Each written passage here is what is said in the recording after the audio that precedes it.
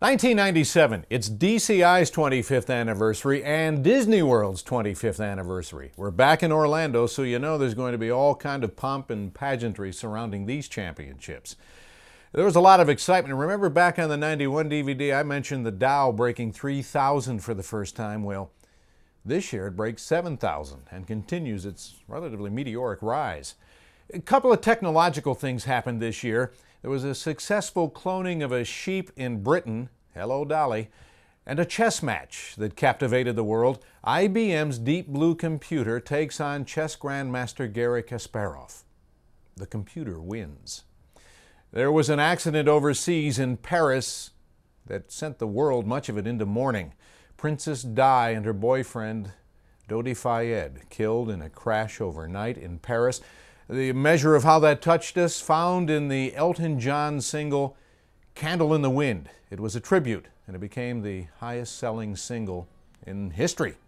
At the movie theater, Titanic became the highest-grossing film of all time, and on the football field, the Blue Devils used another movie theme to take yet another title, Sweetheart.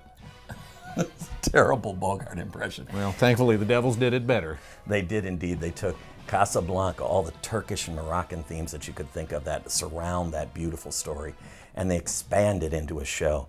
The color guard is very evocative. You almost can see Ingrid Bergman in it, Claude Rains.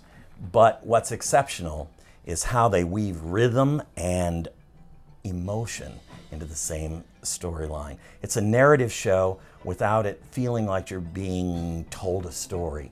It's a great way of capturing emotion without necessarily lecturing the audience. So they take the darkness that they had had previously and add it to romance, and bang, you have got their 9th championship. But they were being pushed along the way during the season. Well, you got to admit that the Cadets of Bergen, their longtime rival, right up in there with a beautiful Philip Sparks show. And in fact, the weeks right before, they were tying each other every other night.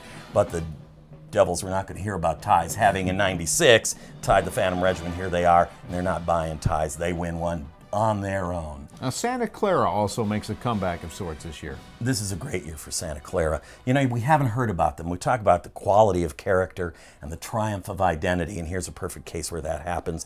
Santa Clara Vanguard reinvents themselves. It's not new. It's a complete change for them in the sense that they grab the best of what they did. Revolutionary, change, cutting edge Santa Clara, and they bring it back in a different way, and everybody goes, Santa Clara's back. This is the year that they make that announcement. Phantom Regiment identity, showing they dig really deep. They not only do an all Wagner show, they do The Ring. Take Forth with it. So they're doing fairly well with these kinds of things. Crossman established Birdland as an all-time drum corps hit. Now, that may have been the toe tapper of the year. It is the toe tapper of the year. For me, my personal favorite, the Pirates of Lake Mendota from the Madison Scouts, Adventure on the High Seas of Wisconsin. Yeah, that's a stretch, but they made it work. We had a lot of fun with that one. 1997, what an anniversary year.